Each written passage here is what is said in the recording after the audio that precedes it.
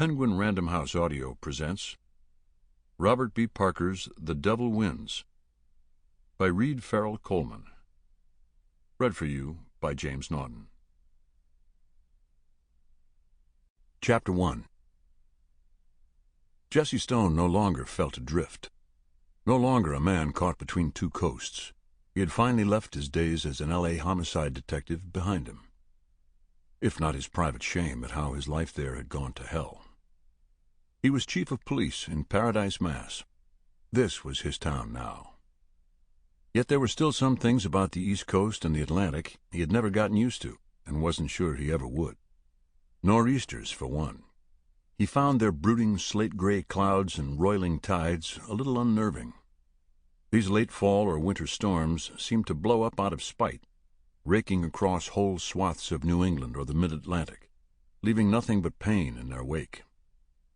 As was his habit, he drove through the darkened streets of Paradise in his old Ford Explorer before heading home. He wanted to get a few hours' sleep before going back to work. Maybe a drink, too.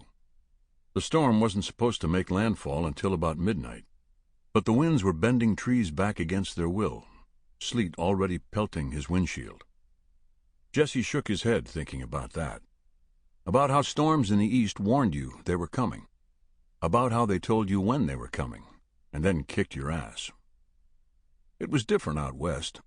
He remembered how, when he was a kid in Tucson, a few inches of unexpected rain would morph into the cascading wall of a flash flood, washing away everything before it. One minute people would be horseback riding or hiking through bone-dry arroyos, and the next they'd be swallowed up by waters squeezed between canyon walls and ground sun-baked so mercilessly hard it could not soak up a drop of rain. Jesse remembered that he had once gone out with his dad, searching for some missing hikers after one of the floods, how they had come upon the body of a drowned horse. It had been many years since he'd thought of that horse, its carcass rotting in the Arizona sun. Then in L.A., there were the choking Santa Ana winds that would blow across the mountains, swoop down into the valleys and through the canyons from the Mojave. The Santa Anas brought destruction with them, too, sucking the moisture out of the vegetation, wildfires following in their path. Fires that would consume whole hillsides, one after the other.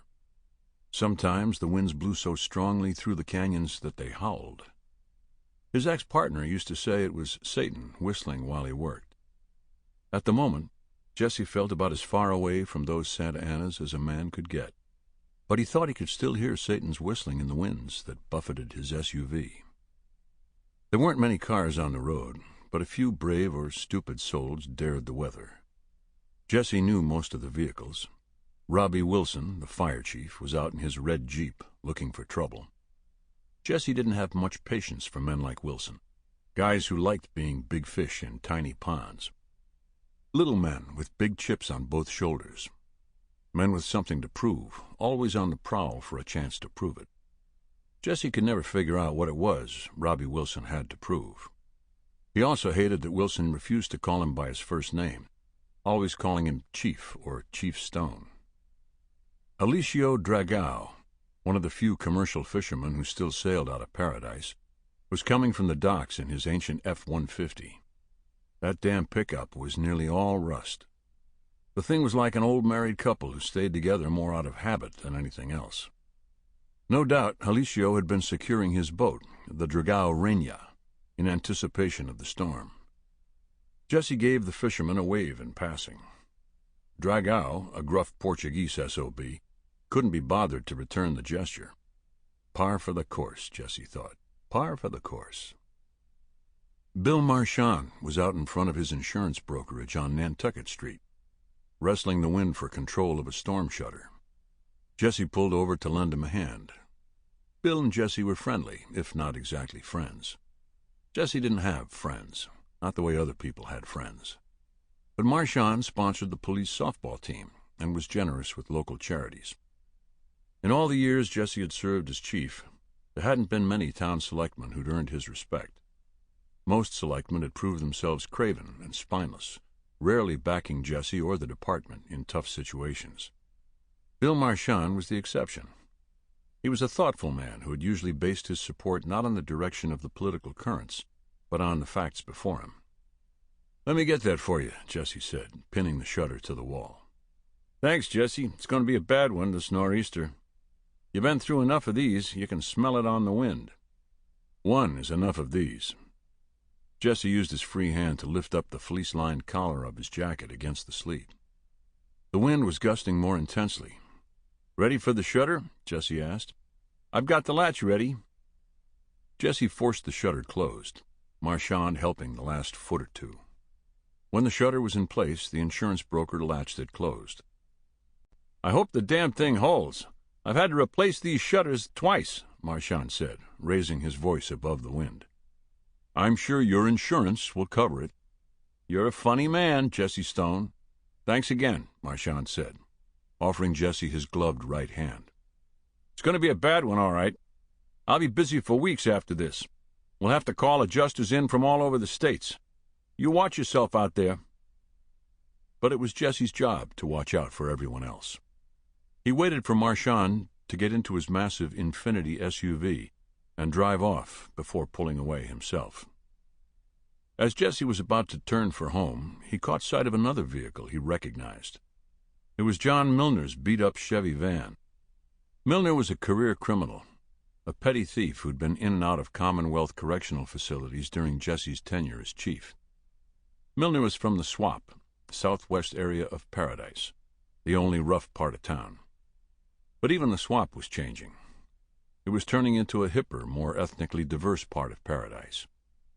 Milner's family was old-school Swamp, and John was more a lowlife than a tough guy, a parasite, an opportunist, not a mastermind. Jesse followed the white van at a distance up into the bluffs that overlooked the ocean and the rest of town to the south. The bluffs were where the rich founders of Paradise had built their big fussy houses more than a century and a half ago. Most of those families were gone, their manses knocked down, properties long since sold off.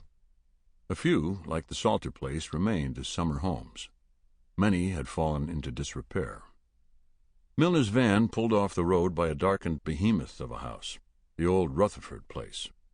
It had been vacant for Jesse's entire tenure in Paradise. For years there'd been efforts by the town's historical society to get it named to the Commonwealth's Register of Historical Places. But those avenues had finally been exhausted, and come spring, the Rutherford place would be demolished. Jesse had a pretty good idea of what Milner meant to get up to. Giant old houses were lined with miles of copper wiring and other metals that could be sold off to scrap dealers at good prices. The problem for crooked scavengers like Milner was opportunity. You needed time to break through plaster walls and lath to get to the wiring. And a big storm had opportunity written all over it.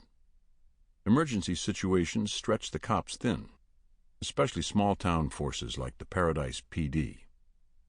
Normally, Jesse would have given Milner enough rope to hang himself. He would have let him break into the condemned house before arresting him. But Jesse didn't have time for that now, not with the storm blowing in. When Milner, all 6'6" of him, got out of his vehicle and went to swing open the van's side door, Jesse shined his maglite in the thief's face. "Who the hell is that?" asked Milner, holding his hand before his eyes to block the light. "It's Chief Stone, John. What are you doing here?" Milner hemmed and hawed, thinking of any reasonable lie. "Don't bother," Jesse said. "I'm not in the mood for your crap. Consider yourself lucky I don't want to deal with you tonight. Now get out of here and don't let any of my people catch your ass up here again." Milner didn't say a word, just got back into his van and drove away down toward town. Jesse watched the van's taillights until they disappeared. Then he stepped to the edge of the bluff on which the Rutherford house stood. He looked out at the vast blackness of the Atlantic. He listened to the bones of the old house creak in the wind, listened to the wind whistling through the broken windows. He thought he heard the devil at work. He decided he really needed that drink. Chapter 2. He supposed they were all thinking the same thing. This can't be happening. Not again. Not after all these years.